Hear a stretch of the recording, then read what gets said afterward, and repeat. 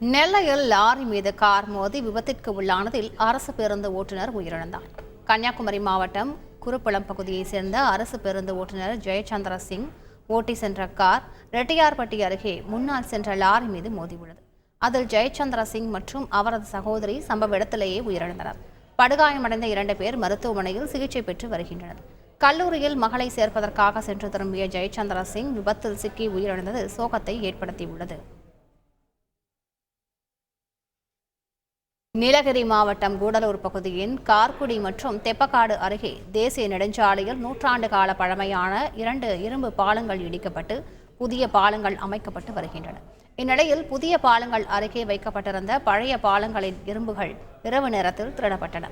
சுமார் 20 லட்சம் ரூபாய் மதிப்புடைய இரும்புகள் திருடப்பட்டது தொடர்பாக மசினகுடி காவல் நிலையத்தில் நெடுஞ்சாலைத்துறை அதிகாரிகள் புகார் அளித்திருக்கின்றனர்.